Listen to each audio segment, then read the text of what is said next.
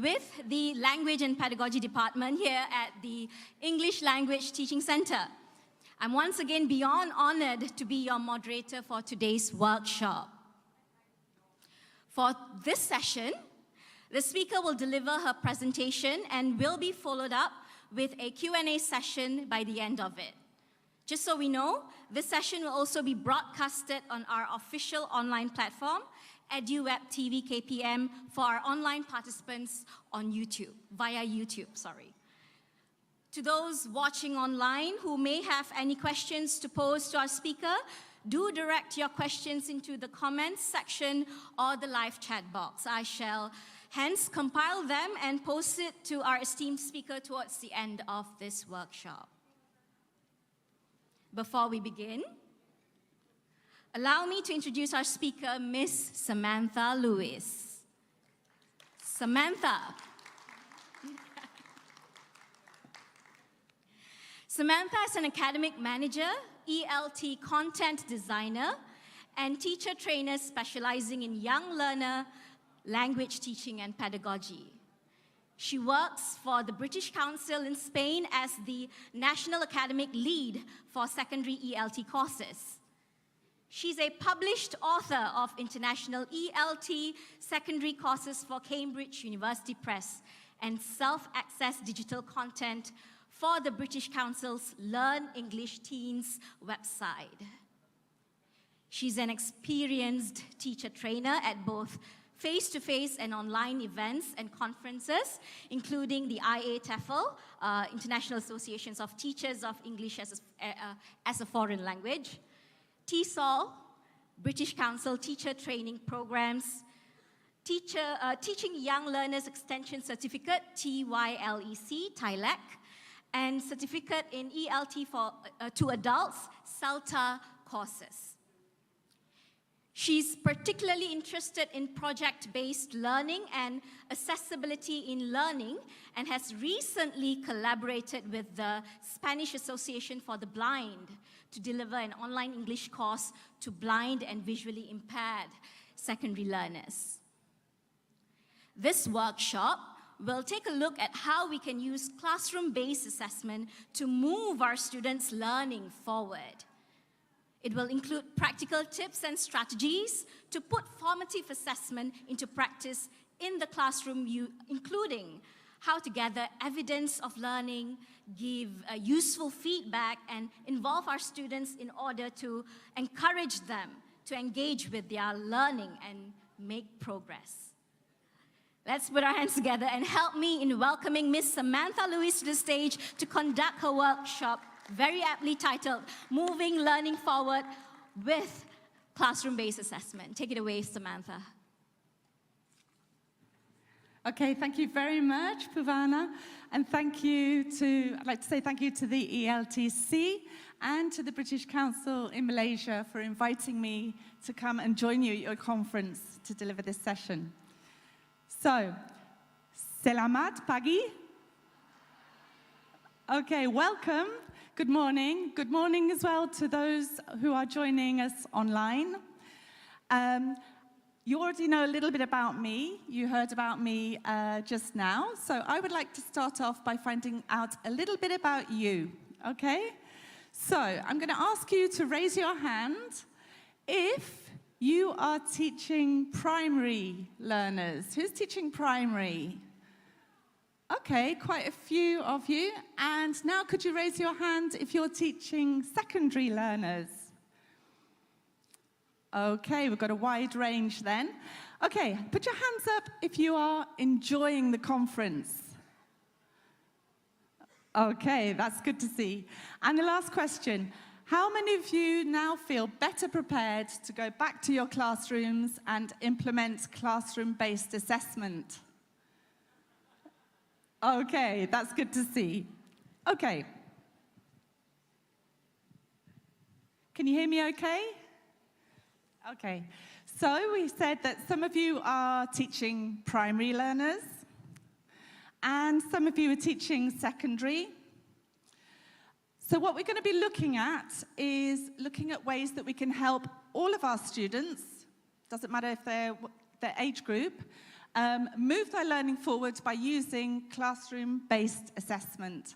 Now, this is a workshop, not a talk. So I'm going to be asking you to do a little bit of work. Is that okay? Yes? Are you ready for that? Okay, fantastic. So we're going to be doing a few tasks, and we're going to be having a look at some examples that will give you some practical ideas to take back to your classrooms, okay, to be able to implement classroom-based assessment. Okay, so here is your first task. You ready? I'd like you to work in a pair or in a group. So have a look at the person next to you. Who are you going to work with? Find somebody to help you with this, to work together. And this is based on, we've seen a lot of ideas over the last couple of days. So what I want you to do, I'm going to give you 1 minute only to make a list of as many ways as possible that you can check your students are learning, okay? Yesterday afternoon, particularly with Carolyn and with Yuven, we saw lots of different ways that you can check whether your students are learning. So I'm going to see how many of those you can remember, okay? And as I say, you have just 1 minute. I'm going to show you, give you 1 minute on the clock. Okay, are you ready? So how many ways, make a list of how many ways you can check your students are learning, but you can work together in a pair or in a group. Let's see how you get on. Off you go.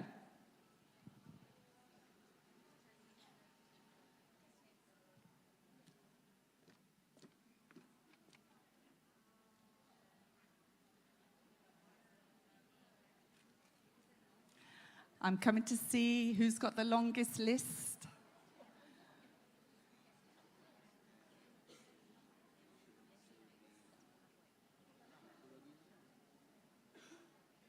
"30 seconds left.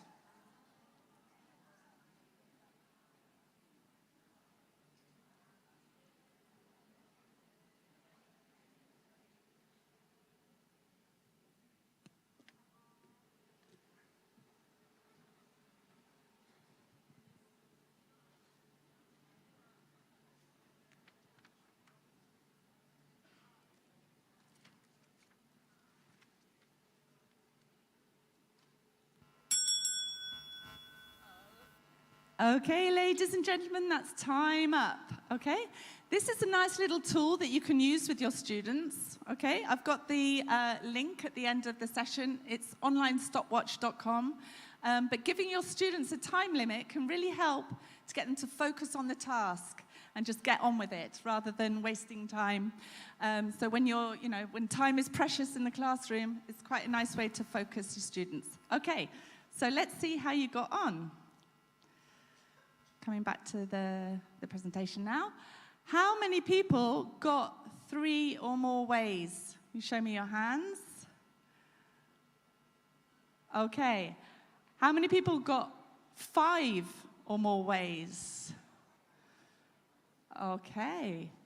7? Wow. 10? Okay, we've got some experts here. Well done. That's fantastic. So now I think you're all ready for the end of conference test. Is that right? Are you ready for a test? That was just the warm-up. Okay. We're going to do a test. Again, I'm just going to share a screen with you. Okay, this is the test. This is the test. I don't know if any of you are familiar with Bamboozle. Has anybody used Bamboozle in class before? Okay, if you haven't, from now on, you definitely will. Okay, so we're going to play in 2 teams. Team 1 is anybody on this side of the camera.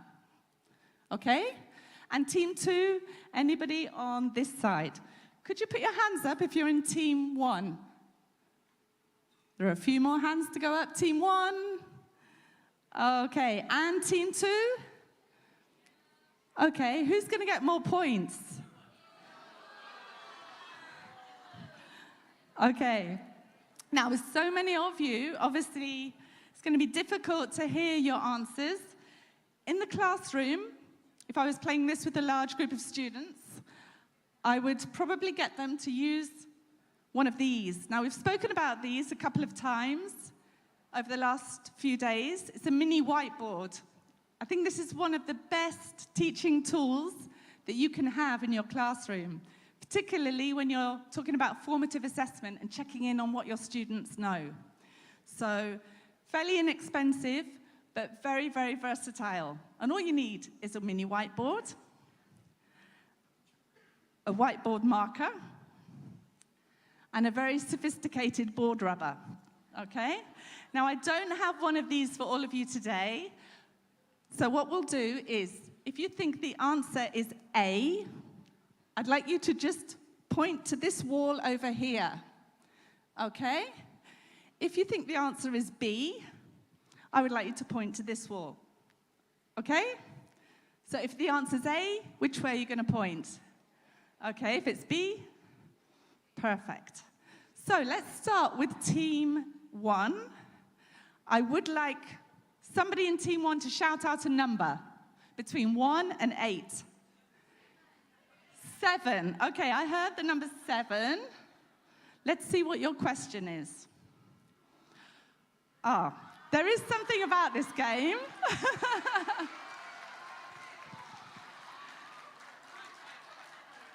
There are a couple of power-ups.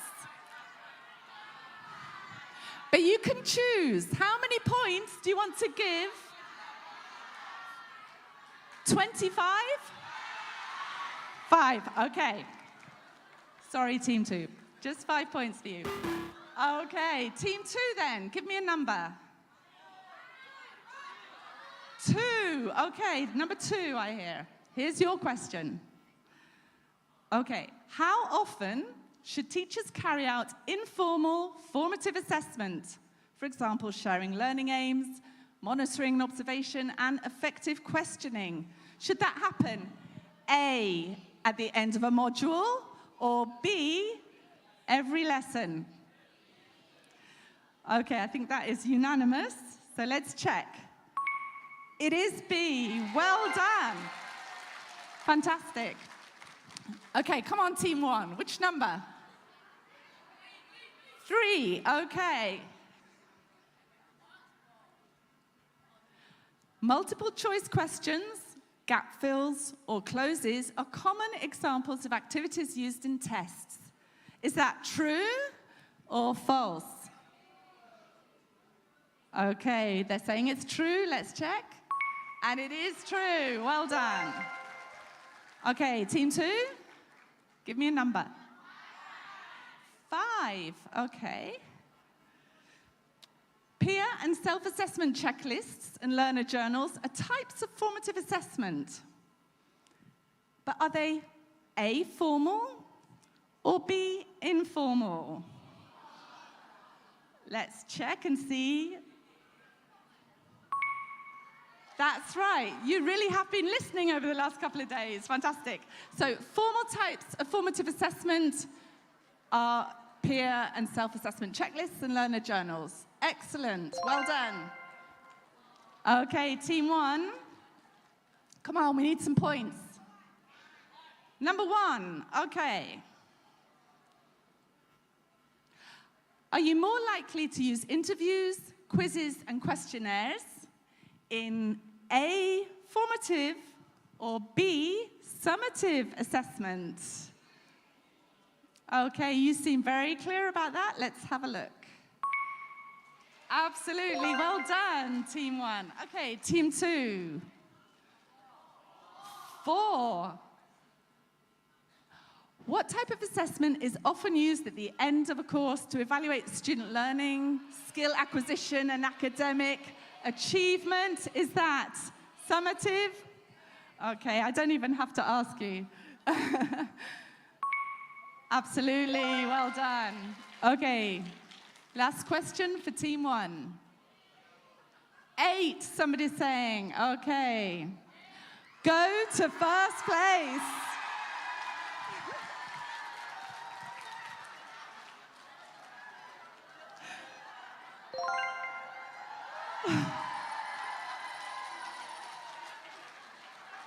Okay, you know what this means, Team 2? You have to get this right, or Team 1 get it? Okay, let's see. Testing covers a broader range of procedures than assessment. Is that true or false? You sure? Let's have a look. It is false. Well done. Assessment covers a broader range of procedures than testing. Okay, fantastic. Well done, Team 2. Great job.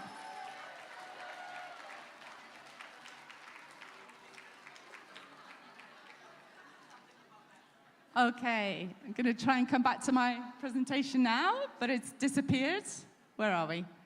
Okay, so this game, Bamboozle, is an excellent tool that you can use, and you can program it with the questions that you want to test your students, that you want to check how well they're doing, and it's very interactive, as you've seen, and the students love it. They will want to play it every class, though, I do warn you. So you have to kind of, just from time to time to keep it exciting. But it's a great resource. Okay. What I'd like to share with you now is, as you know, I work for the British Council in Spain. But in all our teaching centres, we have an approach to assessment, as you can see here. And this is your next task. Basically, we're looking at all the different conditions that help our students to learn best. So this is what we're aiming for. We were talking about, having a holistic approach to assessment, and in our classrooms, creating a classroom environment where all of our students are learning as much as they can. So what I'd like you to do for the next task, again, work with the person next to you. And these are the different conditions we have of when students learn best. I'm just going to give you a minute or so to read through them and guess what the word is that I have covered up, okay?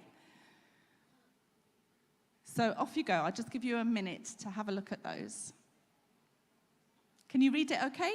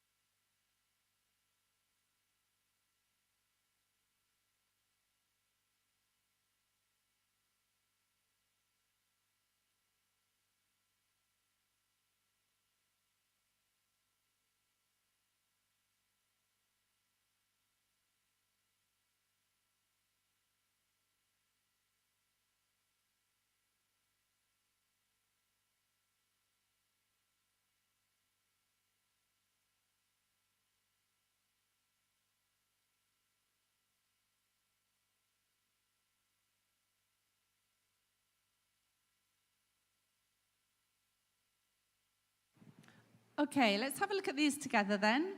A lot of these things we've been talking about over the last couple of days, so I'm sure they're all very familiar to you.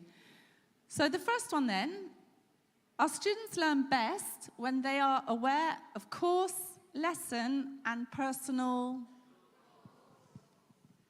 Let's have a look. That's right, personal goals. We've spoken a lot about sharing learning objectives with our students, sharing the success criteria. It's so important. If they know what they're working towards, that's going to help them get there. So it's very important to share that at the start of your lesson. Second one, they are given timely and constructive.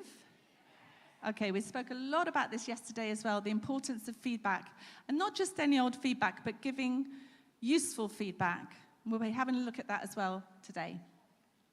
Grading is fair, transparent, and motivating. Okay, so accompanied with comments that are going to motivate your students to want to improve and to fill in the gaps in their learning. The next one.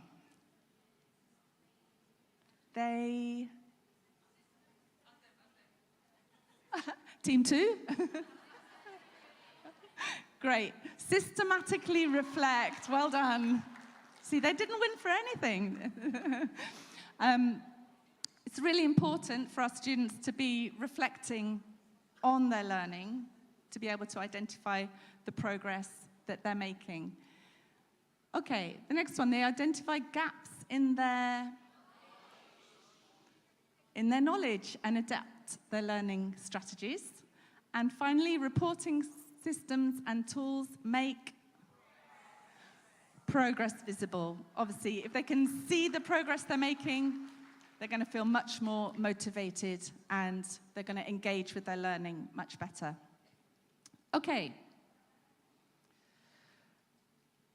So we've spoken a lot about different, more sort of holistic approach to assessment and all of the different types of classroom or opportunities in the classroom to carry out assessment. So we've got very visible opportunities, and they will include summative assessment, so achievement tests, final projects, which feed into reports often. And there is a time and a place for these types of assessment, obviously. But we've got it in a fairly small, relatively small circle here. But we've got other types of visible assessment happening in the classroom too. And we've got different formative assessments. So a lot of these we've already spoken about over the last couple of days as well, using self-assessment or peer assessment checklists, keeping learner journals or diaries, portfolios. They're an excellent way of sharing progress as well with parents, and obviously quizzes. So all of these types of assessment are very visible in the classroom, either actioned by teachers, so things like achievement tests. The students are not going to decide they want achievement tests. That usually comes from the teacher, right? And then there are things that the students are carrying out, so self-assessment or peer assessment. And then you've got more infrequent types of assessment, like our summative assessment, which might just happen at the end of a module or at the end of a course. Okay, then we've got the invisible formative assessment, which include these kind of things. So sharing your learning objectives, success criteria, reflecting on learning, using effective questioning, monitoring, observation, and delivering useful feedback. And all of these types of assessment are happening frequently in every single class and are really indistinguishable from good teaching. So you're probably doing a lot of these things already anyway. But it's just recognize them as examples of and opportunities for formative assessment. Okay. So on the one hand, we've got this sort of smaller, more infrequent opportunity for summative assessment, which is often used by the teacher to assign a grade. And then these more frequent opportunities of formative assessment used by both teachers and learners to inform your learners what they know, what they don't know, and how to move them forward in their learning. So very, very important that this is happening. Okay, so in order to know where our learners are in their learning, where they need to go next, and how they get there, we need to gather evidence of learning so that we can identify the gaps in their learning, give them useful feedback to move them forward, and involve them in the process. And I know all of these things we've been talking about for the last couple of days, so it's probably sounding very familiar to you by now. So let's have a look at ways of gathering evidence. Okay, So we have, as I said, we've been talking about these already. So here's another task for you. I'd like you to make now, with the person next to you, a list of 3 or more ways you can find out what your students know and how well they understand something. Now, you've already made a list earlier, so it could be going back to that list and seeing if you can add a few more ideas to it. Okay, so I just give you a minute with the person next to you to review your list, to think of 3 or more ways you can find out what your students know and how well they understand something.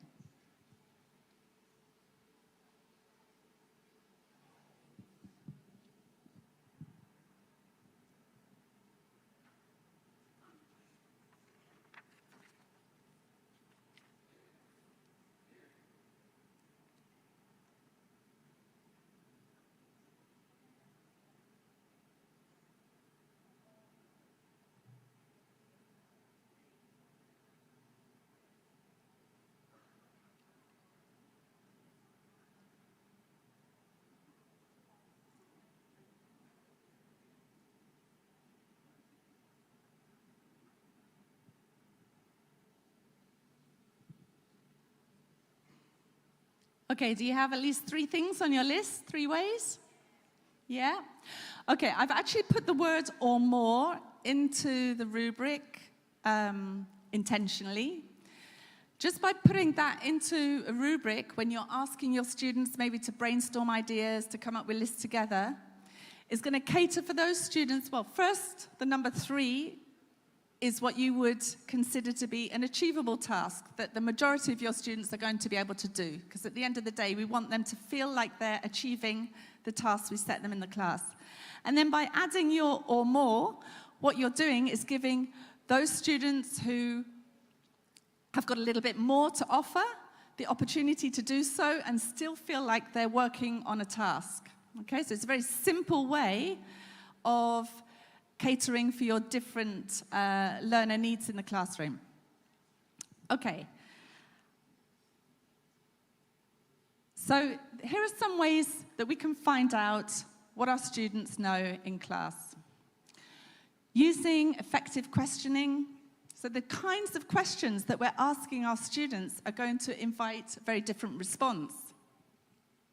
If we're asking more open questions, we're asking hot questions, so asking them to maybe evaluate something, to justify something, to explain something.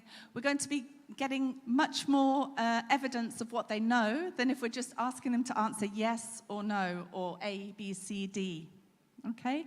So that's a very, so thinking about the way that we ask students to answer questions, the kinds of questions we ask, will obviously influence the kinds of responses they give and the amount. We want to try and increase their response time so that they're using more language when they answer the questions.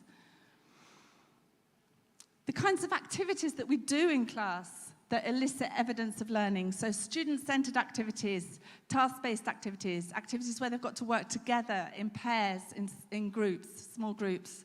Anything that is going to encourage them to participate and to share their learning, share their ideas, is another way that we can find out what they know. This idea was also touched on yesterday, the idea of think, pair, share. So when you ask your students a question, being a bit patient, giving them some waiting time, some thinking time, so they've got time to think of ideas together, and then to compare those ideas with the person next to them, and to come up with more ideas. It's often easier if you're working together with somebody else to come up with more ideas than if you're thinking alone. And then to share with the class. And the more opportunities we give our students to share their ideas, to compare their ideas with somebody else, the more ideas they will come up with. And also this idea of task repetition. So if they do a speaking task and it doesn't go that well, by giving them some feedback and then the opportunity to do it again, you will see an improvement in the quality of the language that they are producing. So I'm a big believer in repeating tasks, giving them a second chance or a third chance to have another go, because every time they repeat the task, the quality of their language will improve.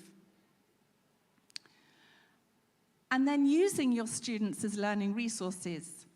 So student-generated tasks, peer teaching, getting your students to write the comprehension questions for a text, getting your students to write revision quizzes for each other. Anything that involves them not only shows you what they know, but it involves them in their learning and engages them in the whole learning process.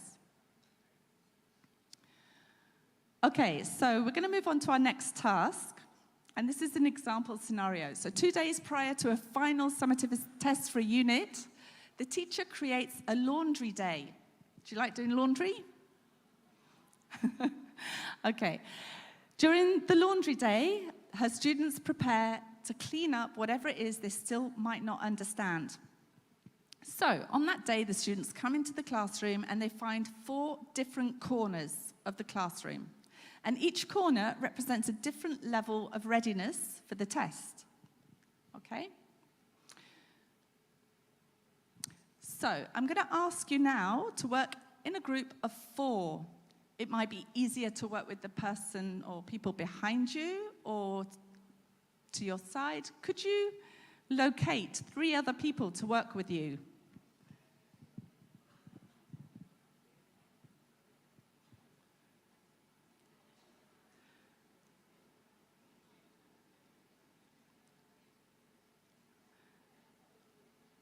Okay, if you don't have 4, it's going to be more work.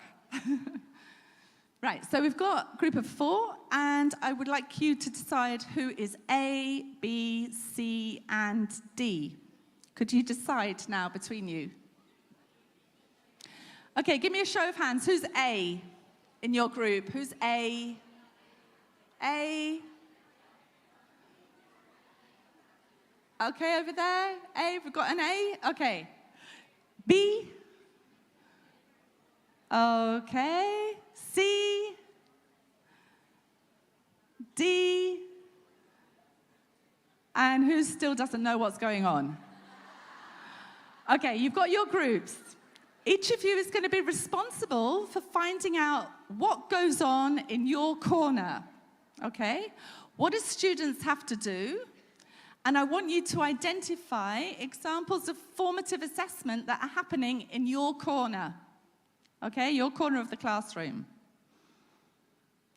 So you're going to read about one of the corners. If you're A, you read about corner A, okay, etc., etc. And once you've read about your corner, I would like you then to explain your corner to your group.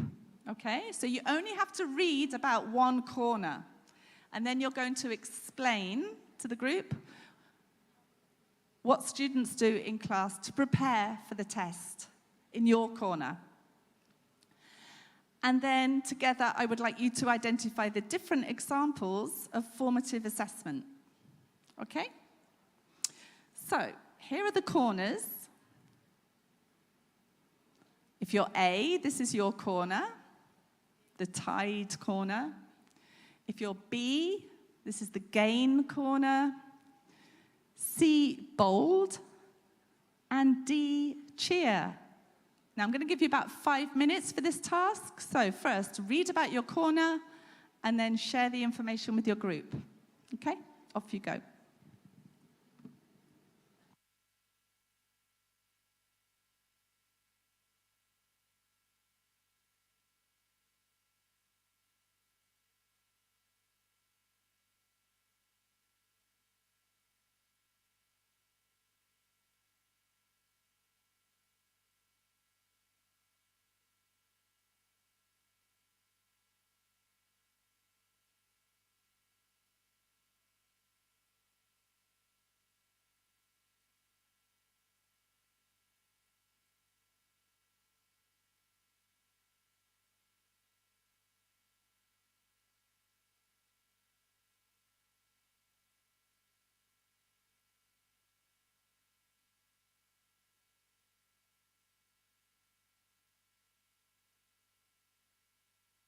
Okay, so now you've read about your corner, can you tell your group about your corner and work out what's going on?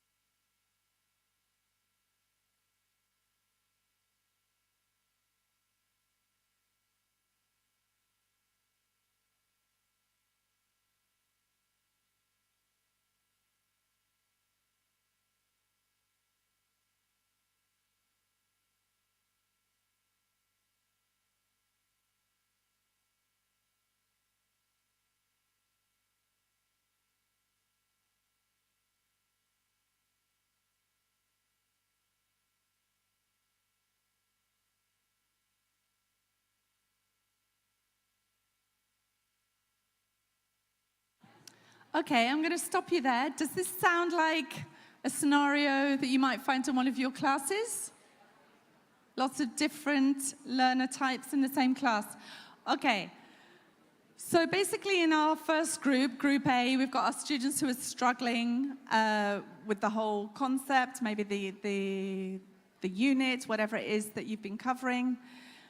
But the teacher's going to provide them with a review activity so that they can see the information in another way. And that often really, really helps to clarify when something isn't clear. But also, I like this idea of the students from the cheer group who do know it all, getting them to come and help out and to explain it to their peers. And then in the gain group, they kind of know the basics, but they need a few suggestions of other places that they can look for information. So that would be something the teacher would need to provide. Internet sources, maybe links to different places where they can get a bit more information. And then the bold students, I like this idea of them creating the review activity for the rest of the class based on what they know. Anything that involves the students doing the work is a great idea. So that's a good one to do too. You might not have 4 different roles in your class. You might just have 3. Maybe you've got students who are really struggling, students who know it really, really well, and then a group in the middle. But you can adapt the idea to suit your class. And it's one of these activities that you probably need to do a couple of times so that your students get familiar with the procedure. Okay? Right, we're going to move on. We mentioned this yesterday as well, the KWL charts. And this is a fantastic way of finding out what your students know at the beginning of a module, at the beginning of a unit. So, as you know, do you remember which country I live in? Okay, so let's imagine we're going to have a little mini course on Spain. What would you write in your what I know? What do you know about Spain already? Madrid. I had several people, the first thing they said to me yesterday when they found out I came from Madrid was, Real Madrid. Okay, anything else you know about Spain? Okay. Bullfighting. Okay. You know quite a bit about Spain. Okay. What do you want to know? What don't you know, but you want to know?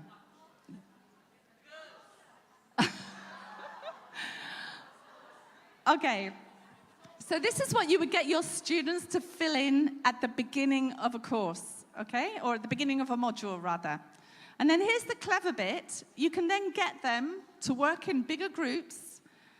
And the questions that I have in my second column, what I want to know, I'm going to go around and see if anybody in the class already knows that information and encourage some peer explanation. See if I can find out from my peers what I want to know. And then anything else will hopefully be covered over the rest of the module. And then when you get to the end of the module, that's your opportunity to go back and find out what you've learned and tick off the things on your list and see if there's anything else that they've learned along the way. But it's a very easy tool for you to create and very, very worthwhile. Okay. This is just another one that I've added. Do you use Forms, Microsoft Forms, Google Forms? Again, it's just a very easy way of including a task for your students to do outside the classroom and to find out. They send it back to you so you can see individually what they know. And, you know, you can do it as a kind of typical true-false, or I like to include, for example, videos from the Learn English Teens website and ask them more general questions. So ask them to summarize the video in 3 sentences or to tell me what they've learned from the video. So rather than the kind of just typical comprehension questions, to give them the opportunity to give you a little bit more information about what they know. And also, if you're using something like this, to remember to ask them to include their name, because all the results come back to you, and unless they include their name, you won't know whose response it is. Okay. So what do we do with all this information that we collect? Well, find out what our students already know and where they are in their learning and where the gaps are in their knowledge, so that we can then give them that useful feedback we were talking about yesterday and to move them on to the next stage of their learning. Okay, so let's have a look at giving useful feedback. This is, again, is something that we've been talking about over the last couple of days. So I've got these examples of giving feedback. Could you, with the person next to you, again, have a look at these types of feedback and decide which ones you feel are effective and which ones are not effective and why? Okay?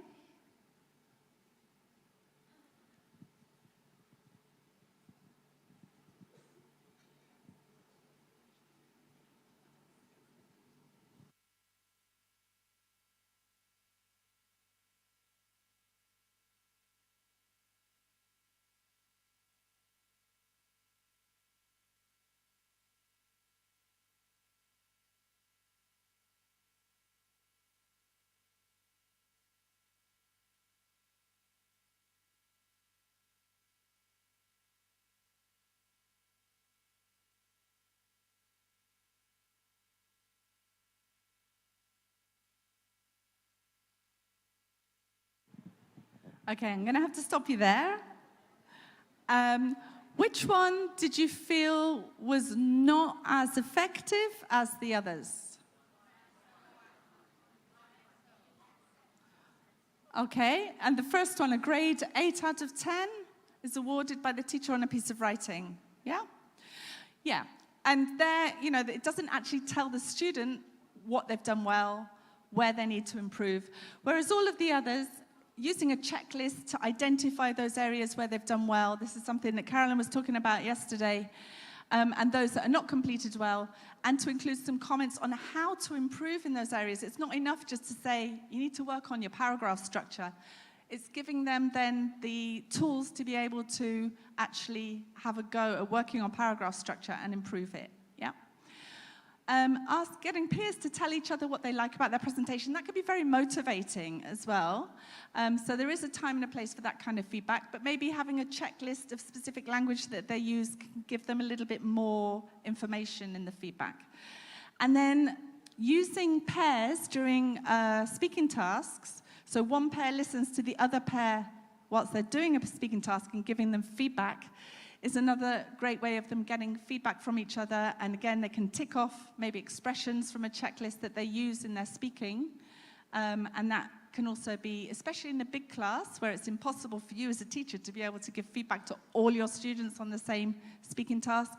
Again, it's a little procedure that you can make use of. Okay, this is something as well that was mentioned yesterday, the idea of giving comments rather than grades on writing.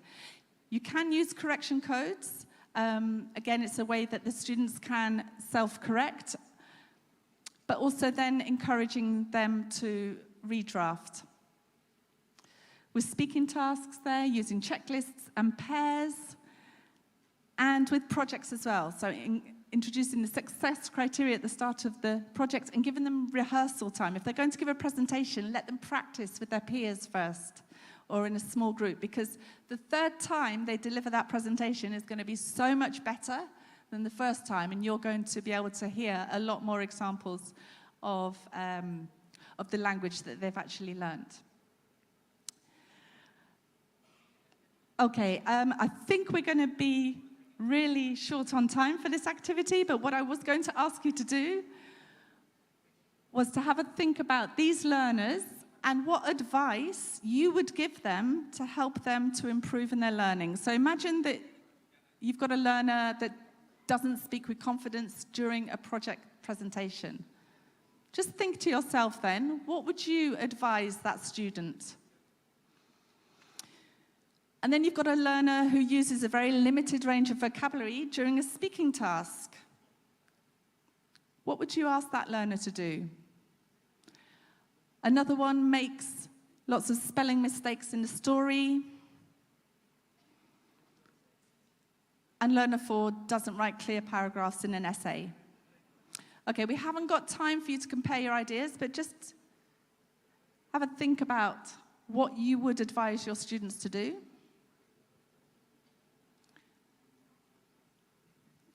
And we can just compare here. So your student that doesn't speak with confidence, you can suggest they practice in front of a mirror, practice with a peer, record themselves. They've all got phones. They can record their presentation on the phone and listen back.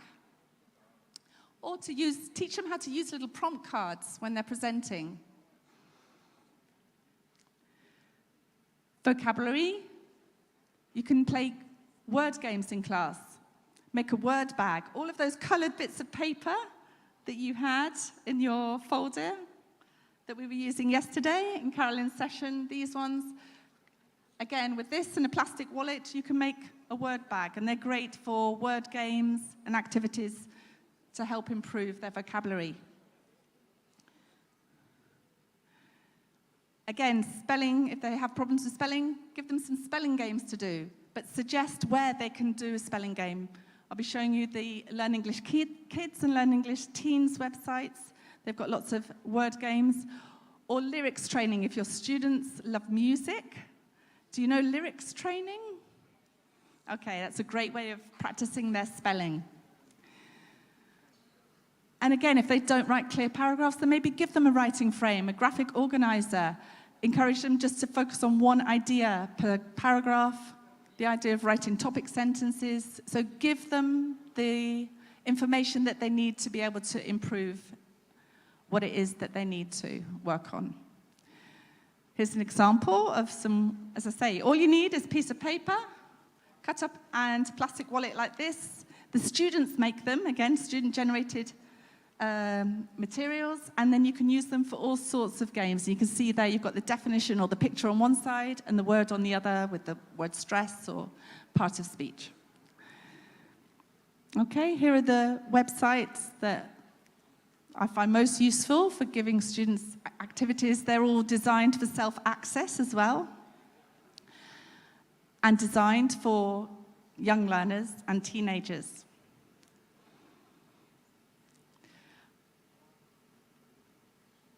Okay, so these are the different ways we're going to involve our students by setting clear aims, sharing our success criteria, asking them to reflect, asking them to keep learner journals, personalized dictionaries, vocabulary bags or portfolios, and asking them to engage in peer or self-assessment. I've got some different examples of self-assessment forms. I know that I'm probably way out of time by now. All of these I've included on a PDF for you, which you can download from your group. Is it Telegram? Okay, so you can have a look at these at your leisure, but basically there are different examples of checklists. So this one, for example, is one that you might use over the course of an academic year, with all the different areas that they need to work on for their speaking, and then they come back to it every so often and decide how well they're doing in each of those areas. You've got a typical kind of smiley face one that you would do at the end of a module. A writing checklist with all of your success criteria so the students can self-assess or peer assess very, very easily. Again, a traffic light check at the end. And the 2 stars and a wish. The stars being the things that you're happy about, that you've achieved, and the wish of what you would like to learn. Okay, again, there's a sort of a sheet for working with project work. So helping the students identify what they're going to be working on at the start of the project, and then giving them opportunity to reflect on their progress at the end. And it's colored in different colors for that reason.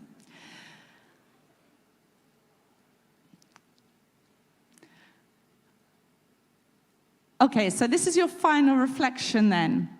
I'd like you to just think about the next module you're going to be working on with your students, and maybe just 1 or 2 ideas of what you might do at the start of the module, during the module, and at the end of the module to implement some of those ideas that you've heard about over the last 2 or 3 days here at the conference. Okay?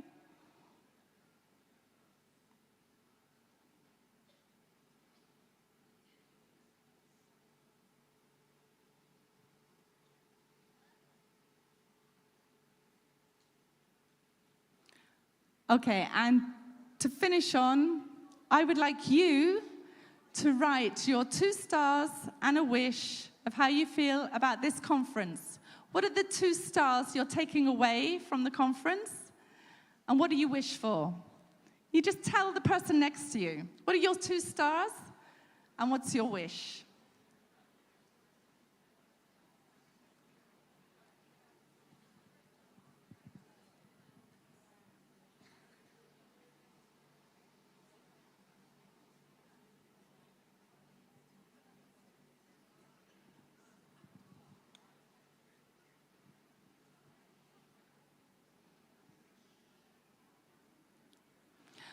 Okay, there are your links to all of the websites that I was referring to, which again are on the PDF that you can download. And thank you very much for listening, and I hope you found it useful. Thank you. Hello? Okay. Thank you, Miss Samantha.